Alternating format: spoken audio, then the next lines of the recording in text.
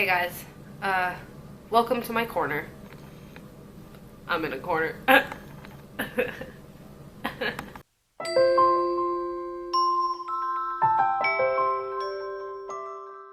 So, I know I usually do serious videos, but today is going to be a real serious video. I gathered several comments and information from the community surrounding me. These people have been struggling with their eating disorders for quite some time, and over that time, they have come up with things that they would like to tell their friends and family, but are unable to say it themselves.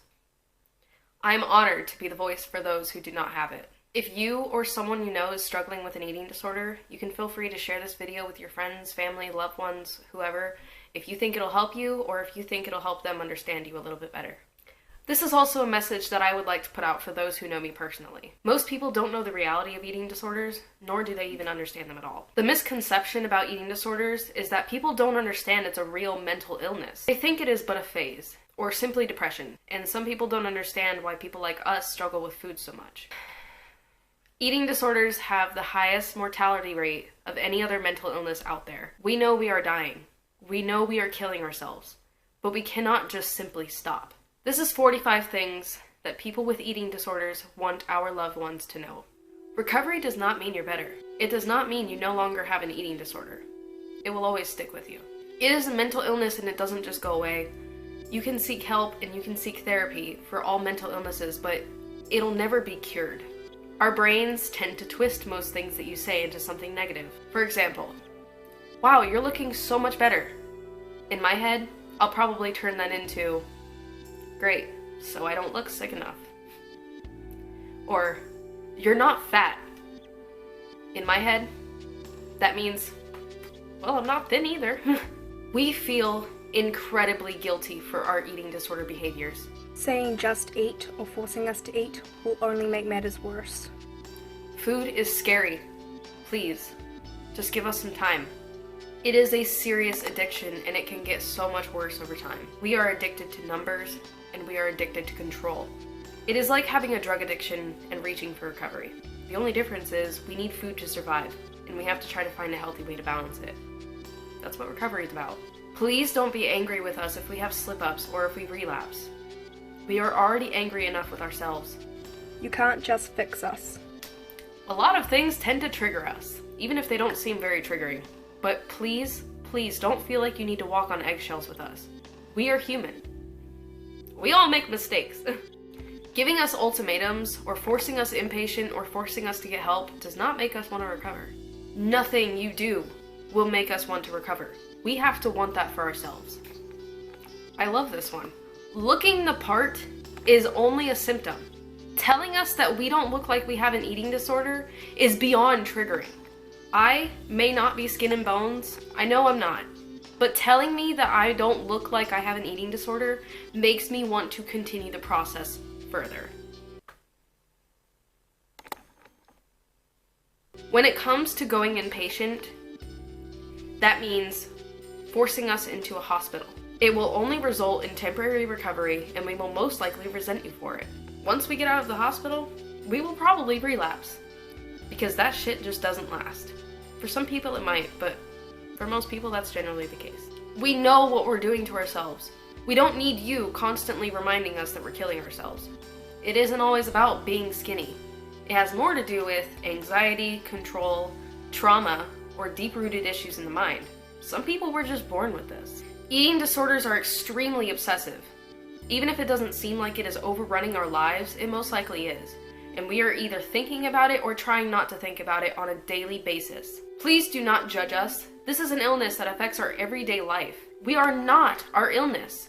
Judging us or giving us weird looks just makes us feel worse. Our eating disorders are mean and treat us like shit. Even if we are pleasing our eating disorders, it's still never good enough. It is not that we don't want to recover, but we've basically found a home in our eating disorder and we find comfort in it. It is so hard to walk away from something that has such a friendly face yet can be so evil. We are in an abusive relationship with our minds. It's not that we don't like food. Some of us really do love food. It's that we feel we are not allowed to consume it. And if we do, we have to control it like hell. We see ourselves entirely different than you see us. We basically live in a different world. We could be skin and bones and still feel like a whale. We are unable to see our weight changes. Even if we have dropped X amount of pounds, we still feel like we've gained weight. Numbers control our lives. The number on the scale generally determines our worth. Whether it goes up or down, it's never good enough. Starving, restricting, lax abuse, binging, purging, that is not the eating disorder. The eating disorder lies strictly in the mind, and it is just the thoughts. Everything else is but a symptom. Eating disorders are one of the most misunderstood mental illnesses, and it is just as frustrating for us as it is for you. Our triggers could range from a variety of different things. Everybody's different. We need you to understand how selfish this mental illness is. We will push you and everybody else away. We will literally alienate ourselves from anything and everyone without even realizing it. This usually rules our lives. This illness has a way of changing us, mentally and physically. It changes the face of our personality almost as if we are possessed. We do not realize it is happening, but suddenly we will do things that we didn't do before. We can get angry and lash out for no reason at all. We will start lying, hiding things, or be very difficult to communicate with. This is not who we are. This is just another symptom. Eating disorders are generally accompanied with anxiety and depression, and you will not realize it, but sometimes we will lay in bed for hours on end without even realizing that we do it. You also don't know this, but sometimes we will skip out on showering for days on end because we hate ourselves, or we fear of seeing ourselves exposed. We don't want to worry, scare, or hurt you, or make you feel like you need to make us better. For some of us, recovery feels like we've lost a very close friend. We love and hate our eating disorders. No matter what we do, if we eat or don't eat, it affects our moods. Our moods and emotions also affect our eating disorder. Unfortunately, this also affects those around us. It's not our fault and it's not yours. It just is. Patience is key. If you want to help us, just be there for us the best that you can be. It will be frustrating for you, and it will hurt you sometimes. But it will hurt us much more if you just throw up your hands and walk out in defeat because you can't handle watching us kill ourselves anymore. It's honestly not our fault if we push you away. Just be available for us when we need you. If we eat today, that doesn't mean that we're fine and we're recovered. In fact, it probably made us feel worse. Just because we enjoyed eating today does not mean we will tomorrow. Even if we look healthy, we may not be. Please don't push us to talk about food or our weight just because we look like we are doing better. It is a long process, recovery, and dealing with our eating disorders. The best thing that you can do is just to be supportive. Please do your research. The worst thing that you can do is to try to help somebody with an eating disorder and not know shit about it. It is important to remember that this disease takes up residence in our heads and constantly reminds us that we are not good enough. We are ugly. We are fat. We are gross. We do not need food. We don't deserve food. We don't deserve love. We don't deserve to be alive. And that we are just a burden. And this eating disorder makes us feel even more like a burden. It is hard to fight these voices, and we cannot do it alone. We need help. We need your help. Please stop trying to force feed us. We need to be able to eat on our own. Constantly telling us how sick we are looking is not helping. It's just making us feel more self-conscious and burdening. We did not choose this. It is a constant battle that we are fighting.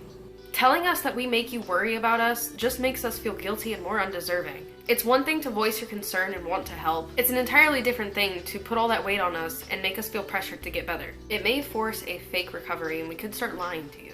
This was something that I was sent by somebody in my dear community. The war that we wage in our minds on food is more complicated than just eat or don't eat. It is a feeling of triumph for the hollow sounds your stomach makes when it's digesting the only thing you've ingested in the last 18 hours. Coffee. It's literally beating yourself up for that sandwich, which is the only solid food you've consumed all day. Thinking about food all day, every day sucks, and we wouldn't if we had the luxury of our brains being wired any other way. But we don't. So we are trying our best. If you are struggling with an eating disorder, hang in there. I feel your pain. And if you know somebody or are related to somebody who is struggling with an eating disorder, just be there for them. Talk to them. Try to figure out what's going on. But don't push yourself on it. If they want to be open and honest with you, that's great. That's a wonderful thing. But if they don't, just keep an eye on them and be there for them when they need you. We are not even close to perfect, but we are not damaged goods. Please, be patient with us. We are human too. Thank you for watching. Bye.